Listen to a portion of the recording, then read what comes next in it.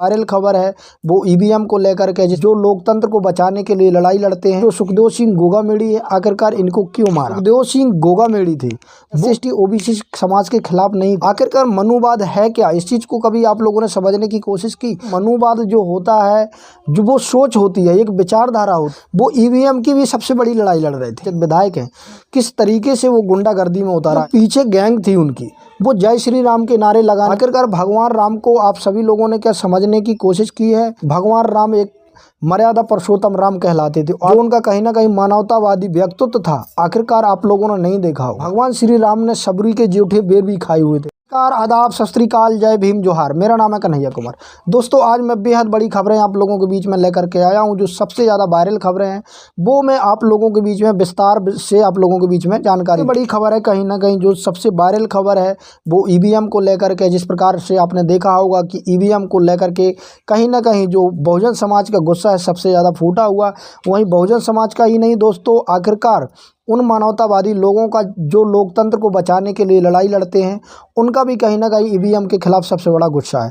जी हाँ दोस्तों, वहीं जो सबसे बड़ी वायरल खबर है वो ये है कि सुखदेव सिंह गोगामेड़ी, जी हाँ दोस्तों, आपने सुना होगा नाम इनका, काफ़ी ज़्यादा चर्चित है और अभी जो सबसे ज़्यादा चर्चा में है क्योंकि इनकी हत्या कर दी गई है। जी हाँ दोस्तों, जो सुखदेव सिंह गोगामेड़ी है, इनकी हत्या कर दी गई है। आखिरकार इनकी हत्या के पीछे का षड्यंत्र आप सभी लोगों को समझना होगा कि आखिरकार जो सुखदेव सिंह गोगामेड़ी है, आखिरकार इनको क्यों मारा। जिस प्रकार से कहीं ना कहीं लोग इनको प्रेजेंट कर रहे हैं, वहीं मीडिया के माध्यम से कहीं ना कहीं लोग जान रहे हैं कि करणी सेना के राष्ट्रीय अध्यक्ष थे। तो सबसे बड़ी बात यह है कि जो बहुजन समाज है, जो एसटी एसटी समाज है, उसको समझने की जरूरत है कि आखिरकार जो सुखदेव सिंह गोगामेड़ी थे, एसटी ओबीसी समाज के खिलाफ नहीं थे, वो सबसे बड़े समर्थक थे। क्योंकि वो कहीं ना कहीं बहुजन समाज का जो मूवमेंट था उस चीज़ को समझते थे और उन्होंने कई बार समर्थन भी दिया बहुजन समाज के लोगों को। इसलिए एक चीज़ मैं और बड़ी खबर बता दूं आप लोगों के, जो बहुजनों का सबसे बड़ा संगठन माना जाता है वामसेप, इनके लिए, इनकी न्याय के लिए कहीं ना कहीं वो भी आंदोलन करने वाले हैं। जी हाँ दोस्तों, ये सबसे बड़ी खबर है। सुखदेव सिंह गोगामेड़ी को जो मारने का कारण था, आखिरकार क्या था? जो मनुवादी सोच के जो लोग थे, आखिरकार क्यों मारा? वही मनुवादी शब्द से देखा होगा आपने कि कहीं ना कहीं लोग भड़क उठते हैं। आखिरकार मनुवाद है क्या? इस चीज़ को कभी आप लोगों ने समझने की कोशिश की? अब इसी चीज़ से आप लगा लीजिए कि आखिरकार जो सुखदेव सिंह गोगामेड़ी है वो क्षत्रिय समाज से है, लेकिन आखिरकार जो मानवतावादी व्यक्ति थे वो उन शोषित वंचित तबके के लिए लड़ाई लड़ते थे। आखिरकार वो उनको क्यों कोई मनुवादी व्यक्ति नहीं कह रहा? आखिरकार मनुवाद जो होता है, जो वो सोच होती है, एक विचारधारा होती है। इस चीज़ को आप लोगों को समझना पड़ेगा।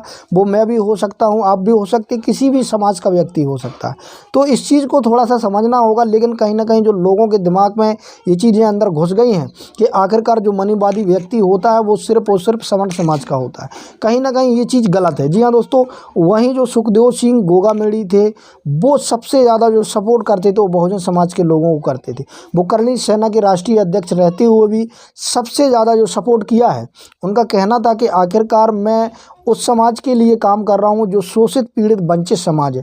आखिरकार वो किसी जाति बिरादरी का हो, मुझे इससे लेना देना नहीं है। वो सबसे बड़े मानवतावादी थे और जिस प्रकार से बाबा साहब भीमराव अम्बेडकर जी ने कहीं ना कहीं जो समतामूलक समाज बनाने का सपना देखा था, उस चीज़ को वो साकार करना चाहते थे। उनका एक लक्ष्य था कि मैं एक समाज की सेवा करूँ।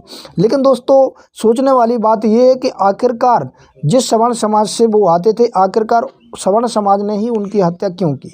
इस चीज़ के पीछे बहुत बड़ा राज है। दोस्तों, मैं सुखदेव सिंह गोगामेड़ी के बारे में बता देना चाहूँगा कि वो हमेशा सामाजिक लड़ाइयाँ लड़ते रहे हैं और ख़ासकर एससी एसटी ओबीसी समाज के साथ तो हमेशा खड़े रहे हैं।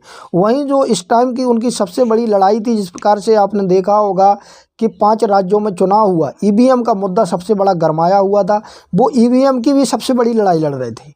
जी हाँ दोस्तों, कहीं ना कहीं इस चीज़ को सोचना और समझना पड़ेगा हमारे एससी एसटी ओबीसी समाज के लोगों को भी कि आखिरकार जो आप लोगों के साथ खड़े हैं वो किसी भी समुदाय के, किसी भी जाति के व्यक्ति हों, आखिरकार हम लोगों को उनका विरोध नहीं करना, उनका समर्थन करना है। आप देखिए कि बहुजन समाज की सेवा करते हुए जो सुखदेव सिंह गोगामेड़ी थे, अपने प्राण निछावर कर दी, आखिरकार उनकी हत्या कर दी गई।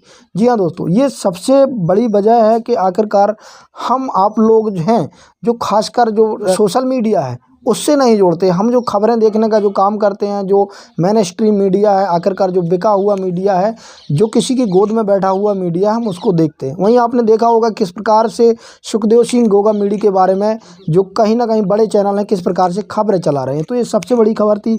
वहीं दोस्तों सबसे बड़ी एक और खबर है कि जो हवा महल के विधायक हैं बाबा, जी हाँ दोस्तों, राजस्थान के बाबा हैं, वो नवनिर्वाचित विधायक हैं, किस तरीके से वो गुंडागर्दी में उतर आए हैं। आखिरकार इस चीज़ को आप लोगों को समझना पड़ेगा कि आखिरकार वो एक जगह दुकानें बंद करवाने जाते हैं, वहीं प्रशासन कहीं ना कहीं उन लोगों को रोकने का काम करते हैं और शांति बनाए रखने का काम करवाते हैं। लेकिन दोस्तों बाबा जिस प्रकार से कहीं ना कहीं उस पर हावी हो जाते हैं और धमकाने लग जाते हैं, वहीं वो आवेदन टाइप का एक लिए होते हैं और कहते हैं कि ये आवेदन, लेकिन जब पुलिस वाले लेकर के उस चीज़ को बता दे कि आखिरकार आपके आवेदन में तो कुछ नहीं लिखा हुआ है, तो उनके जो पीछे गैंग थी उनकी, वो जय श्री राम के नारे लगाने लगती है, भारत माता के नारे लगाने लगती है।